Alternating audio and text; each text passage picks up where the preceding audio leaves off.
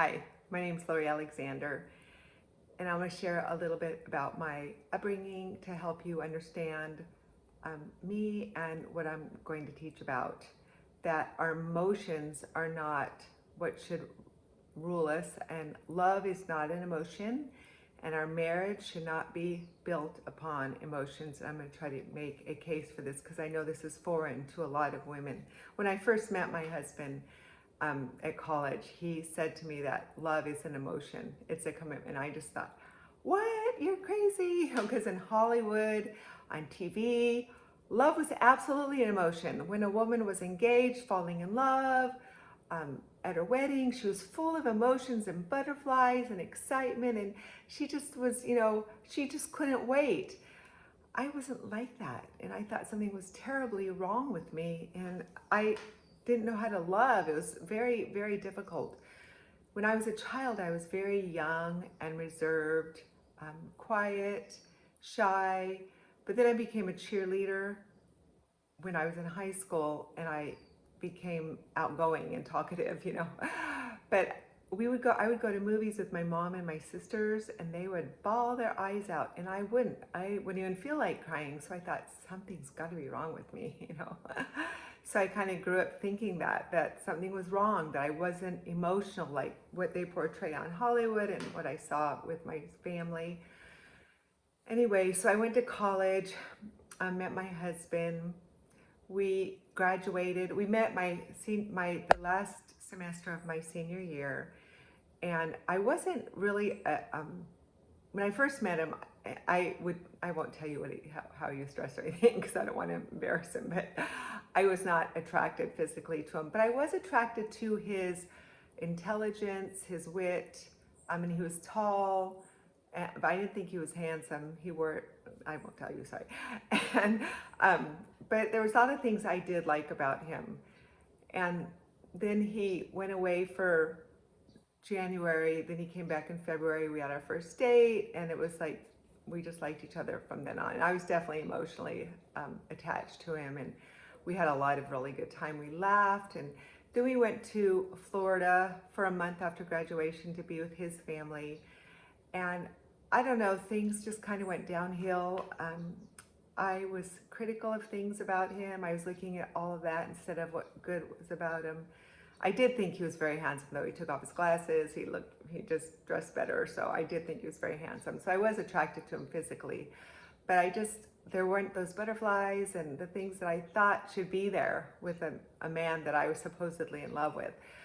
So then right before I came back home to California, the night before, he said to me, back then I don't know if engagements were that big a deal. I don't know, I wasn't expecting anything from him. Men spend so much money now on the engagement ring, a fancy restaurant, and everything that they do to make it special for the girl. But for me, we were just in his home, and he said to me, how would you like to be Mrs. Alexander? And I said, sure. That was it. No ring, no going on his knee, no, nothing. And so, and I wasn't that excited though. I was just like, sure. So we departed, and I flew home. And on the way home, I'm going, I don't have butterflies. I don't have all these emotions. How could I be in love with him without all of this? I know he's a good man. I know he would make a great husband and father. He's got all these incredible qualities that I love about him. He loves the Lord. He works hard, but I don't know, that emotion's missing. And I just battled myself with that. But then I was home for 2 weeks before he came out to California, and I missed him so badly. And so I figured, well, I must love him because I can't live without him. That must be what love is. So then he came to my parents' house, and we were engaged for a couple months to get the wedding plan and everything. And we argued a lot about everything. We didn't get along that great because I was so critical, and all I saw was my parents arguing and quarreling. So I was just I don't know. And I wasn't that way with other people. It was just so frustrating. I felt like he stole my joy. I don't know what was wrong with me. And so I went on my wedding day, and none of those butterflies and excitement. I'd go to my bridal showers, and none of that. It was just like this emptiness to me. It's like, why don't I have that in me? I don't like this. I want to have butterflies and so excited. But we discussed that divorce would never be in our vocabulary. So we got married, and the first 20 years were rough because I was still critical. But we were committed to each other, very, very committed. Divorce was never an option. We didn't fight in front of our kids, like we didn't throw things, slam doors, cuss at each other, raise our voices. It wasn't like that. We just would if he says the sky was blue, I'd say it was green or something. We just argued about everything, and it was mostly about the way he ate. I didn't like the way he ate. He was junk food junkie, and I was raised a health food nut. So that was a huge bone of contention in our marriage. And I wanted to eat healthy. He was always sneaking food and just stuff like that. Being older and wiser, I said, what a waste of time. So now that I've been married almost 44 years, I can tell you, women, that love is not an emotion. That is a really shaky, unstable ground to build your marriage upon. I see these women with butterflies, are so excited about getting married, and then they divorce. It is a commitment. It's a choice to love your husband. And if you look at what love is by God's definition in 1 Corinthians 13, 4-8, it's suffering long, being long-suffering, being patient, not getting offended easily, thinking the best, rejoicing in the good. Love never fails. It believes all things, endures all things, hopes all things. That's what love is. That's what commitment is.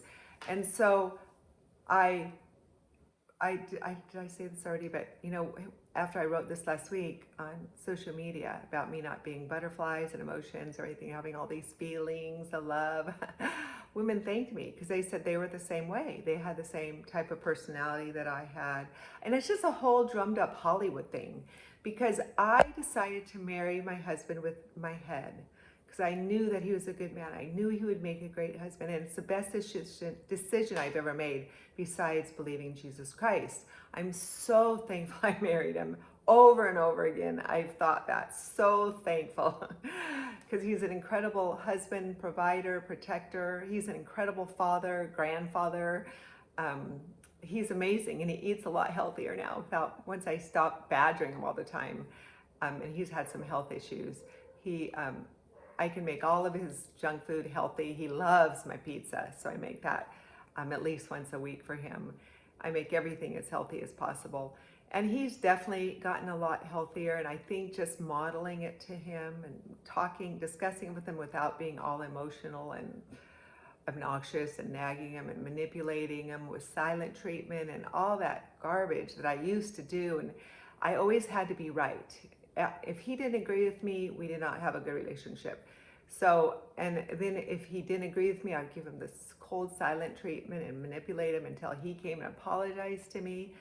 Don't do that. It's so wrong.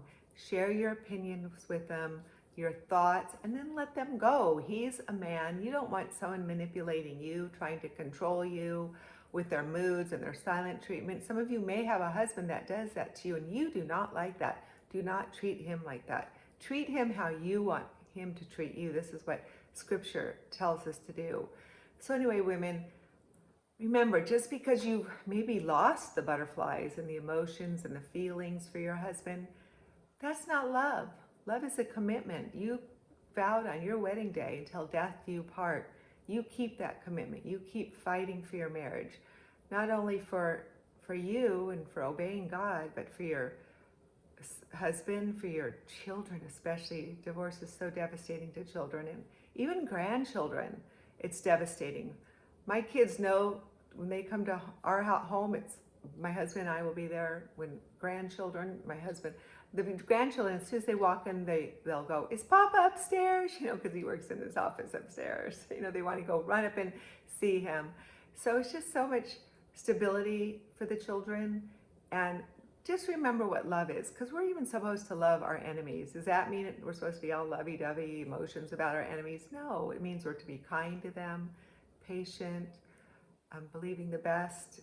This is what love is. We've gotten such a mixed up idea about love, and sure, emotions will come and go. Sure, a lot of you had butterflies at your wedding and were full of emotion. That's great. But you know what? You know they waned after a while, and you go through ups and downs, you go through sickness and trials and suffering. We're all promised tribulation. But love and commitment is the foundation that you, and Jesus Christ is the foundation that you build your marriage upon. And then it's going to be strong. We celebrate 44 years of marriage in December, and we're both so thankful. We just say our blessings are so far more than we ever hoped or imagined. And we've done it God's ways, and we see the blessings of it. It's so wonderful living out God's will for our lives, women. Being wives, mothers, homemakers, keepers at home, everything that He commands of us is wonderful.